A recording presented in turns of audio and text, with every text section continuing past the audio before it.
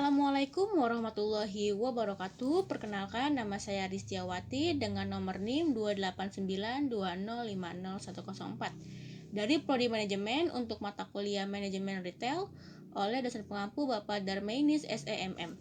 Semester 5 Fakultas Ekonomi dan Bisnis Universitas Pancasakti Bekasi.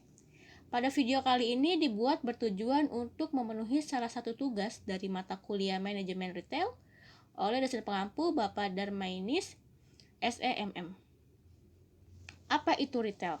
Nah, di sini dalam Kamus Bahasa Inggris Indonesia, retail bisa juga diartikan sebagai eceran. Pengertian retailing adalah semua aktivitas yang mengikut sertakan pemasaran barang dan jasa secara berlangsung kepada pelanggan. Pengertian retailer adalah semua organisasi bisnis yang memperoleh lebih dari setengah hasil penjualannya dari retailing. Jadi retail adalah semua usaha bisnis yang secara langsung mengarahkan kemampuan pemasarannya untuk memuaskan konsumen akhir berdasarkan organisasi penjualan barang dan jasa sebagai inti dari distribusi. Ataupun retail adalah suatu kegiatan yang terdiri dari aktivitas-aktivitas bisnis yang terlibat dalam menjual barang dan jasa kepada konsumen untuk kepentingan sendiri, keluarga maupun rumah tangga. Struktur dasar bisnis retail. Di sini ada produsen, lalu pedagang besar, yang selanjutnya retail, dan yang terakhir konsumen akhir. Produsen menjual produknya kepada pelaku retail atau pedagang besar atau grosir kita sebut.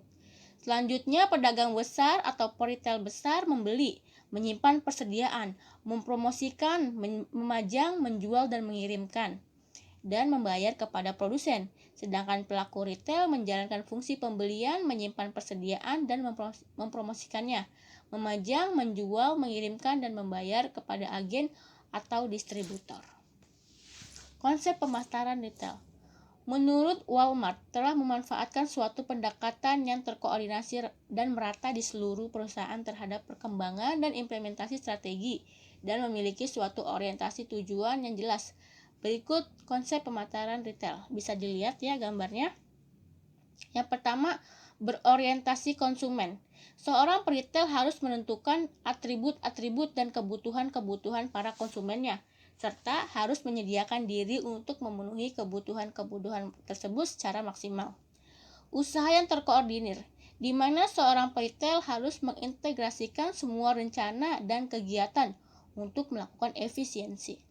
Dan yang terakhir, berorientasi. Tujuan, di mana seorang peritel harus menetapkan tujuan dan selanjutnya menggunakan strateginya untuk mencapai tujuan-tujuan tersebut. Hal-hal yang dapat mempengaruhi keberlanjutan bisnis retail. Yang pertama, pertumbuhan penduduk. Penduduk yang semakin meningkat membutuhkan kebutuhan yang meningkat juga. Peningkatan ini bisa menjadi peluang bagi pengusaha retail kreatif untuk menyediakan berbagai kebutuhan. Yang kedua, perubahan gaya hidup penduduk. Gaya hidup ingin serba enak, nyaman dalam belanja, transparan, dan lainnya juga menjadi peluang bagi pengusaha retail yang kreatif dalam memenuhi kebutuhan masyarakat. Apalagi di masa sekarang, gaya hidup yang semuanya serba praktis dan serba online. Yang ketiga, pendapatan per kapita penduduk. Peningkatan pendapatan per kapita penduduk membuat penduduk lebih mudah membelanjakan uangnya. Peluang ini bisa dimanfaatkan oleh manajemen retail dan implementasinya, menurut Harmon Siniago. Yang keempat, ada kebijakan dan peraturan pemerintah. Peraturan dan kebijakan pemerintah terkadang menjadi kendala suatu retail untuk melakukan ekspansi ke berbagai tempat. Ada kalanya pemerintah daerah tertentu mewajibkan retail besar menyediakan lahan bagi kelompok non-store dengan harga sewa yang sudah ditentukan. Namun, pengusaha retail yang kreatif melihat ini bukan sebagai halangan, tetapi peluang berkolaborasi dengan kelompok non-store. Yang kelima, kebijakan dan perilaku produsen. Produsen yang berkomitmen tentang harga, kualitas, dan menjamin pasokan dengan kontinu pada mitranya atau grosir dan pengusaha retail akan lebih disukai daripada sebaliknya. Jenis-jenis usaha retail. Yang pertama ada 3 jenis berdasarkan skala penjualan, yang kedua berdasarkan pemilikan, yang ketiga berdasarkan teknik pemasaran. Jenis retail berdasarkan skala penjualan. Di sini ada skala besar dan skala kecil. Dari skala penjualan dalam usaha retail dengan skala penjualan besar. Di sini pengecer atau pelaku usaha retail menyediakan barang yang dijual dalam jumlah besar. Contohnya usaha skala besar adalah supermarket atau department store, misalnya Hypermart, Giant, Matahari, Ramayana, Sentro, Food Hall, dan masih banyak lain. Yang kedua, skala kecil. Jenis retail ini adalah bisnis yang dilakukan mengecer atau menjual barang dalam jumlah satuan, namun dengan jumlah yang lebih kecil daripada retail skala besar. Jenis usaha retail skala kecil ini juga biasa disebut dengan general trade atau traditional retail, karena biasanya jenis usaha retail ini dilakukan secara konvensional atau perorangan. Contohnya adalah seperti warung sembako, tukang sayur, toko buah, dan lain sebagainya. Yang kedua, jenis retail berdasarkan kepemilikannya. Yang pertama ada retail mandiri, di mana yang dimiliki oleh individu atau perorangan karena memiliki bisnis skala kecil, serta dikerjakan secara mandiri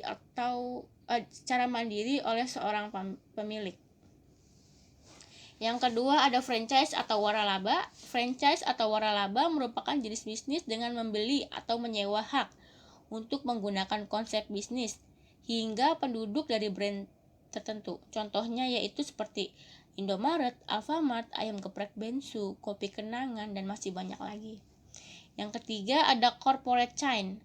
Adalah jenis usaha retail dengan kepemilikan gabungan dari beberapa individu yang merupakan pemegang saham dari perusahaan tersebut. Adapun jenis retail ini dilakukan korporasi dan biasanya usaha retail ini berskala besar. Contohnya adalah Matahari Group, Robinson Group, Ramayana Group, dan masih banyak lagi. Yang ketiga, jenis retail berdasarkan teknik pemasarannya. Ada retail offline dan retail online. Jenis retail offline ini biasanya melakukan proses transaksi tanpa adanya jaringan internet.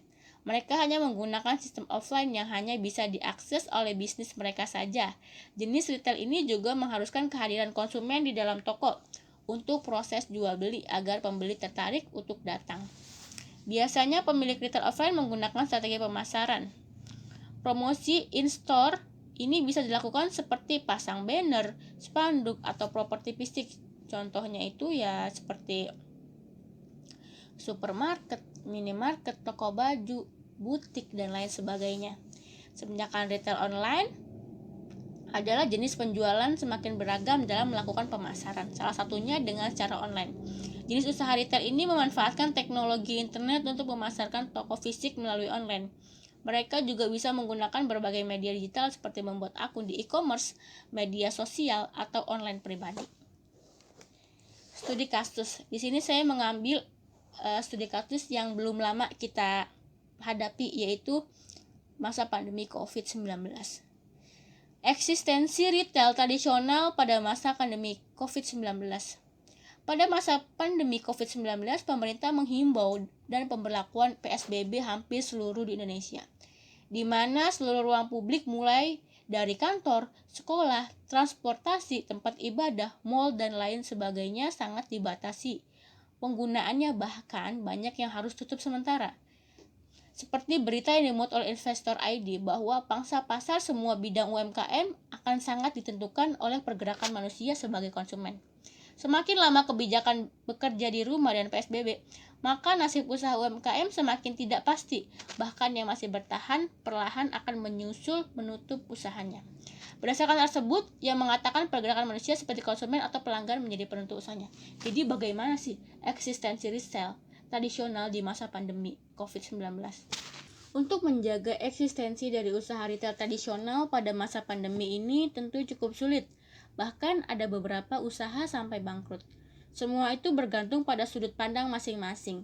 Situasi seperti sekarang ini dapat dipandang sebagai peluang, bahkan tantangan untuk membuat usahanya berkembang bagi mereka yang siap dan mau belajar untuk menyesuaikan diri. Namun, dapat menjadi ancaman bagi mereka yang tidak siap dan tidak mau belajar untuk menyesuaikan diri dengan perubahan yang ada. Berikut ini beberapa saran atau cara dari saya agar pembisnis retail terus bertahan dan berkembang di masa pandemi. Yang pertama, mengubah strategi bisnis. Jelas, maksud di sini adalah dengan mengubah retail offline menjadi online.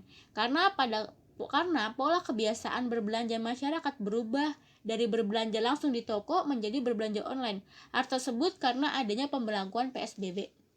Yang kedua, mengevaluasi kebiasaan yang menjadi kendala untuk berkembang, yaitu pemilihan lokasi yang strategis, menghitungkan potensi pembeli, jenis barang yang didagangkan terarah, adanya seleksi merek di toko, memperhatikan pemasok yang baik untuk toko, yang selanjutnya melakukan pencatatan penjualan sederhana, evaluasi terhadap keuntungan per produk, dan yang terakhir adalah cash flow yang terencana dalam mengelola toko, dan adanya pengembangan bisnis yang berencana. Ya teman-teman, itulah materi dari saya tentang bisnis retail. Semoga bermanfaat. Saya Ristiawati, izin pamit undur diri. Wassalamualaikum warahmatullahi wabarakatuh.